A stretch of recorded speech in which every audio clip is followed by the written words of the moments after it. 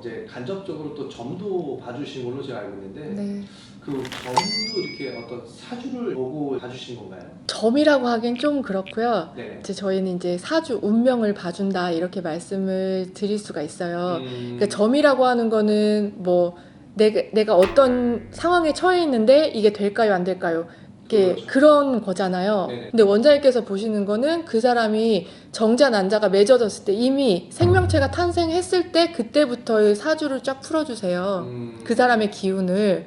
그러면 대부분의 분들은 이제 내가 몇 날 며칠 날 태어났는지 몇 시에 태어났는지 이게 되게 중요해서 그걸 갖고 오시잖아요. 네. 근데 이제 원장님께서는 그게 필요가 없으시거든요. 그거 없이 그냥 그 사람 어디에 있는 누구 이렇게 하면은 그 사람에 대한 이게 전체적인 그런 운명, 그런 기운을 다 풀어주세요.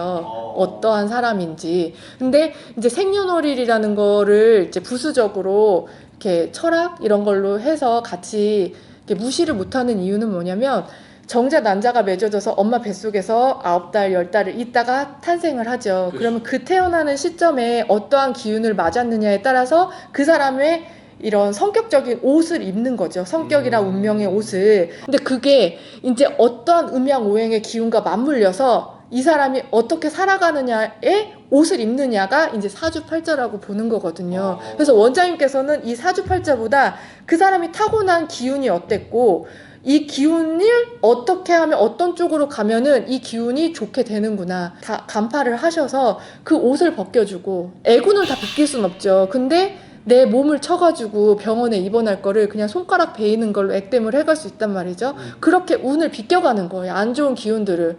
그러니까 꽃길만 걸어갈 수 있다라는 거죠. 보통의 이제 그 무당에게 점을 보러 갈 때 네. 미래를 예측을 하기 위해서 이제 이렇게 하잖아요. 그러시죠.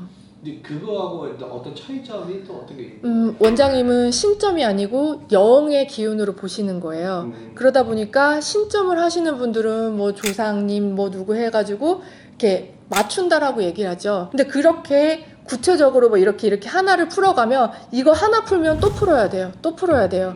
이런 사주 쪽으로 계속 이렇게 풀어가야 된다라는 거는 운이 좋지 않다라는 거거든요. 근데 그분이 그렇게 사주의 영향을 받지 않고 좋은 기운을 갖고 났는데 이 음양오행의 옷에 의해서 삶의 무게를 너무 많이 지고 있으신 분들 같은 경우에는 내가 이렇게 힘든 운명을 갖고 있는지를 파악을 하셔서 그 길 자체가 운명의 최고의 길을 걸어갈 수 있게끔 길을 열어주시는 거예요. 그러니까 일반 점을 보는 거와 원장님께서 점을 본다라고 하긴 그렇지만 평생의 운을 어떻게 펼쳐갈 것인가 그 그림을 그린다라는 것 자체가 좀 차이가 있다라고 말씀을 좀 드리고 싶고요. 그래서 내가 지금 당장 그 떨어진 문제가 급급해가지고 궁금하다 그러시면은 보살님네 무당 이런 쪽으로 찾아가시는 게 맞으실 것 같고요. 그게 아니고 근본적으로 나는 왜 이런지 내가 타고난 운명 중에서 좀 좋은 쪽으로 전환해서 나아가고 싶다 하시는 분들은 진짜 유은도원 원장님 뵈시면 뭔가 삶의 희망 끈을 찾으실 수 있을 거라고 말씀을 드리면서 오늘 진심으로 감사드립니다.